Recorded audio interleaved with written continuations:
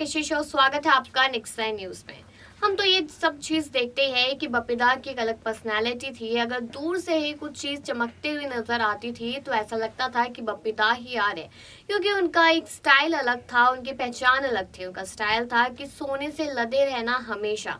वही उनके पास 754 ग्राम का सोना था और 4.62 ग्राम का चांदी भी था।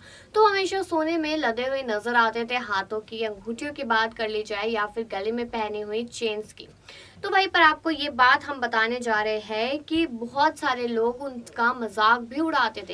ये क्या सोना लाद कर आ जाता है, ये क्या ज्वेलरी शॉप है, इस तरह से बहुत उन पर तंज कसे जाते थे, जिसका खुलासा यहाँ पर उषा उत्थुप ने की है। लेकिन इस रिपोर्ट में हम आपको ये बताएंगे कि जब लोग उनका मजाक उड़ाते थे तो वो किस तरीके से उनसे टैकल करते थे, यानी कि डील करते थे, क्योंकि तंज तो हर किसी पे कसे जाते हैं। और उसके बाद उसको कैसे समझा जाए, उस चीज से कैसे समझौता किया जाए, वो यहाँ पे बप्पीदा ने सिखाया था।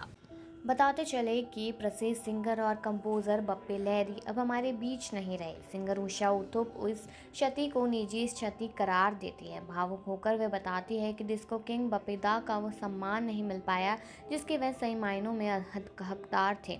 उर्मिला कोरी से बातचीत के दौरान उषा उत्थुप ने बप्पीदा से जुड़ी कई यादों को साझा किया। बताते चले कि बप्पीदा कमाल के इंसान थे। वे एक ट्रेंड सेंटर थे। वो हमेशा कुछ अलग करने में यकीन रखते थे। यही वजह है कि फिल्म भले फ्लॉप हो जाए लेकिन उनके गाने हिट रहते थे। उन्होंने मुझे बहुत सारे हिट्स दिए थे। उनकी मौत की खबर मेरे लिए किसी सदमे से कम नहीं है। मैं इसे निजी क्षति कहूँगी। मुझे नहीं लगता कि मेरा कोई भी शो बिना बप्पीदा के गानों के बिना पूरा हो सकता है, फिर चाहे रेस्टोरेंट में हो या नाइट क्लब में हो या बड़े मैदान में रंबा हो या कोई यहाँ नाचे नाचे। हरि ओम हरि बिना नाकाबंदी में गाने तो होंगे ही। पिछले 40 सालों से मैंने एक भी शो इन गानों के बिना नहीं किया है। उनकी रिकॉर्डिंग का प्रोसेस सिंपल था। पहले हम गानों का रिहर्स करते थे, फिर जब वो बोलते थे तो अगले दिन यहाँ कोई और दिन तो हम जाकर रिकॉर्डिंग करते थे। रंबा हो या हो, शब्द रिपीट करने का आइडिया उनका ही था, जो बहुत हिट हुआ। नाकाबंदी हरिओम हरि को कैसे गाना है वो पूरी डिटेल के साथ बताते थे। वे हमेशा कुछ नया करने की कोशिश करते रहते थे। नए सिंगर्स को उन्होंने बहुत मौका दिया था। साउथ के प्रसिद्ध सिंगर एक जानकी अम्मा से उन्होंने हिंदी गीत दिल में हो तुम और याद बिना चैन कहा रे गवाया था। आज यह बात आम है, लेकिन 80 के दशक में इस तरह के प्रयोग बॉलीवुड में नहीं होते थे। म्यूजिक में the synthesizer, drum, bass guitar का इस्तेमाल करने का श्रेय भी उनको ही जाता है। बप्पीदा खाने के बहुत शौकीन थे। रिकॉर्डिंग के बाद जब लंच ब्रेक होता था तो उनके घर से बहुत बड़ा टिफ़िन आता था। वे हमेशा कहते हैं कि उषा जी आप हमारे साथ आकर बैठिए, मैं शाकाहारी हूँ। तो मेरे लिए उनके घर से कुछ ना कुछ शाकाहारी खाना भी आता था। कभी टेस्टी लुची आलू तो कभी छोलार दाल और भी ना जाने क्या क्या। बप्पीदा मछली बहुत चाव से खाते थे। बप्पीदा की पत्नी सभी का बहुत ख्याल रखती थी, वही सबकी पसंदीदा चीज़ें बनाकर भेजती थी। वे गोल्ड और अच्छे अच्छे कपड़ों की शौकीन थे। वे खुद अपने अंदाज में स्टाइल आइकॉन थे। लोगों ने उन्हें वह सम्मान नहीं दिया जो उन्हें मिलना चाहिए था। उनका मजाक बनाते थे लेकिन उन्हें फ़र्क नहीं पड़ता था। वे अपने करोड़ों और सोने के गहनों को पहनना एंजॉय करते थे। उनके चमकते जैकेट वाले काले चश्मे, अपनी हेयर स्टाइल के साथ सोने के गहनों को पहनना बहुत पसंद करते थे। अंगूठियाँ, जैकेट और ब्रेसलेट वो बहुत खरीदते थे। तो जब भी उनसे मिलती तो उनसे पूछती थी कि बप्पीदा ये नया वाला है, तो वो बहुत खुशी से बताते थे कि कब उन्होंने खरीदा। वो रॉकस्टार बनना चाहते थे और वे सही मायनों में रॉकस्टार ही थे। वो मेरे साथ दुर्गा पूजा के लिए गाना बनाने की तैयारी में थे, लेकिन वो ही नहीं पाया। 6 महीने पहले उन्होंने मुझे कॉल किया था। दोनों बोला था 2-3 गाने आपके लिए हैं। मैंने बोला बप्पीदा किसी और को मेरा गाना मत दे दीजिएगा। तो उन्होंने कहा था कि बिल्कुल भी नहीं, हमारी जोड़ी नंबर 1 है। वह हमारी जुगलबंदी को जोड़ी 1 कहा करते थे।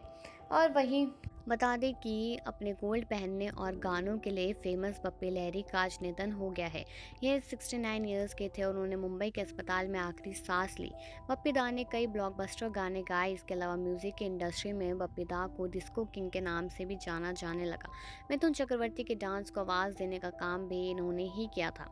तो आइए आपको बताते हैं कि कितने संपत्ति के मालिक हैं और कितनी संपत्ति अपने घर वालों के लिए छोड़ गए। उनके मकान की बात करें तो बप्पी दा के पास मुंबई में आलीशान घर है, जिस को, जिसको उन्होंने करीब साल 2001 में खरीदा था और आज मार्केट में इसकी कीमत करीब 3.5 करोड़ रुपए माने जाते हैं।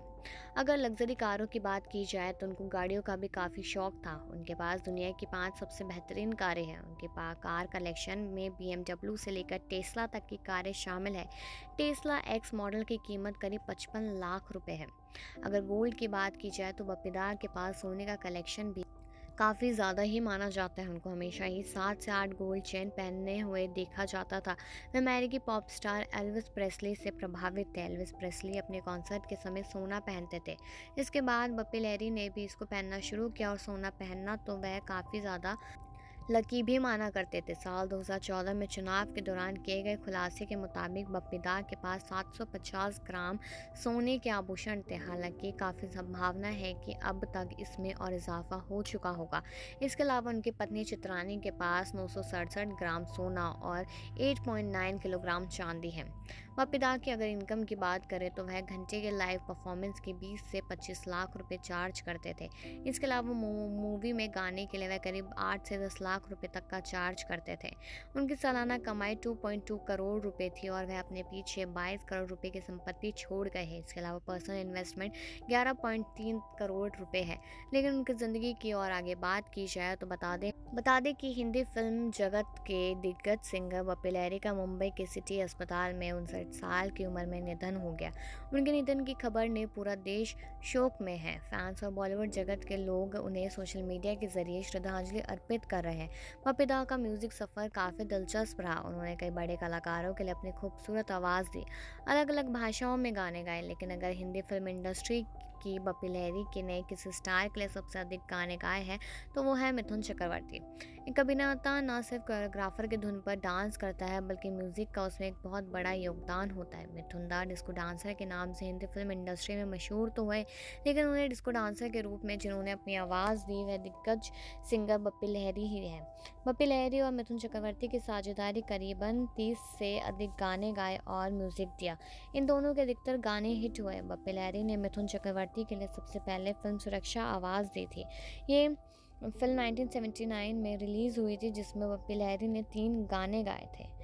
बप्पी लहरी और मिथुन दा की साझेदारी गजब की रही। मिथुन चक्रवर्ती की 1981 में आई फिल्म वारदात में उन्होंने 4 गाने गाए। इसके बाद उन्होंने साल 1982 में फिल्म डिस्को डांसर में अपनी आवाज़ दी। इस फिल्म में कुछ गाने बप्पी लहरी ने गाए तो इसके अलावा सभी गानों का म्यूज़िक भी बप्पी लहरी ने ही दिया। ये बप्पी लहरी या फिर मिथुन चक्रवर्ती के करियर का सबसे बड़ा और सुपरहिट सॉन्ग माना जाता है। इस फिल्म में गानों ने दोनों के करियर में 4 चांद लगा दिए। इसके अलावा बप्पीदार ने मुद्दत, गुरु, दलाल, आंधी तूफान जैसी कई बड़ी फिल्मों में भी आवाज़ दी है। 19 साल की उम्र में अपना करियर शुरू करने वाले बप्पी लहरी म्यूज़िक इंडस्ट्री का एक बड़ा नाम थे। उन्होंने हिंदी के अलावा तमिल, तेलुगु, बंगाली और गुजराती सहित कई भाषाओं में अपनी आवाज़ और म्यूज़िक दिया। बप्पीदार ने अपने म्यूज़िक करियर की शुरुआत नन्ना शिकारी से की थी। ये फिल्म 1973 में रिलीज़ हुई थी। फिल्म में देव मुखर्जी और तनुजा के मुख्य किरदार निभाए थे।